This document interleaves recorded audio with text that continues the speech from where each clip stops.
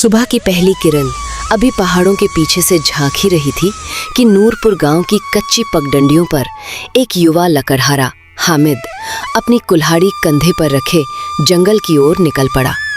उसके कपड़े पुराने थे, जूते फटे हुए थे, लेकिन उसके चेहरे पर संतोष साफ दिखाई देता था।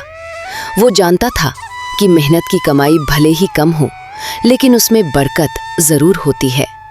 हामिद की बूढ़ी माँ हमेशा उसे समझाया करती थी, बेटा, दुनिया का सबसे कीमती खजाना सच्चाई और हलाल की कमाई है। अम्मी, जब तक मेरे हाथ सलामत हैं, अल्लाह हमें कभी भूखा नहीं सुलाएगा। कि ईमानदारी और हलाल की कमाई ही इंसान का सबसे बड़ा खजाना है। हर दिन हामिद जंगल से लकड़ियां काटता, उन्हें बाजार में बेचता और जो कुछ मिलता उसी से घर का चूल्हा जलता। पूरे गांव में उसकी ईमानदारी की मिसाल दी जाती थी, लेकिन गांव का अमीर जमींदार नवाब खान उससे नफरत करता था। उसे हैरानी होती थी कि इतना गरीब इंसान भी हमेशा खुश और संतुष्ट कैसे रहता है। मैं इस हामिद का घमंड तोड़कर ही रहूंगा। एक दिन नवाब खान ने मन ही मन हामिद का घमंड तोड़ने का फैसला कर लिया।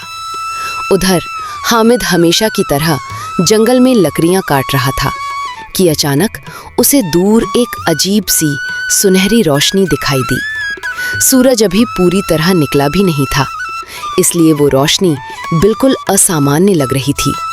वो धीरे धीरे उस रोशनी की ओर बढ़ा। जंगल के बीचों बीच एक बहुत पुराना और विशाल पेड़ खड़ा था। उसका तना सामान्य पेड़ों से कहीं ज्यादा मोटा था और उसकी शाखाओं पर सुनहरे पत्ते ऐसे चमक रहे थे मानो हर पत्ते में सूरज की रोशनी कैद हो। ये कैसा पेड़ है? मैंने इसे पहले कभी नहीं देखा।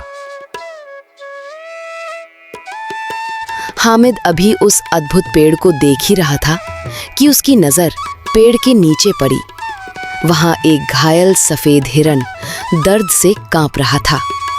उसकी टांग में एक गहरा कांटा धंसा हुआ था।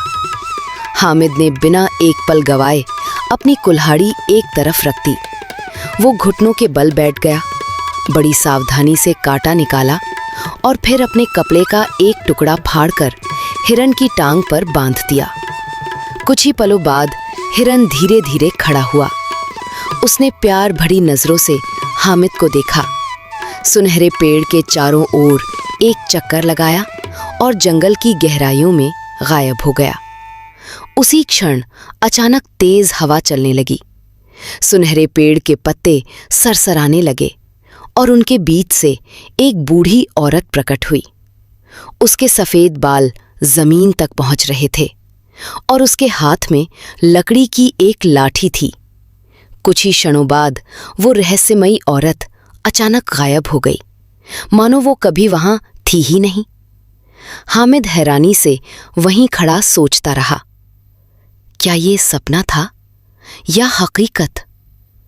आखिरकार उसने अपनी लकड़ियां उठाईं और गांव की ओर चल पड़ा, लेकिन उसे जरा भी एहसास नहीं था कि झाड़ियों के पीछे से दो आंखें लगातार उस पर नजर रखे हुए थीं। वो नवाब खान का जासूस था और उसने सुनहरे पेड़ का रहस्य अपनी आंखों से देख लिया था।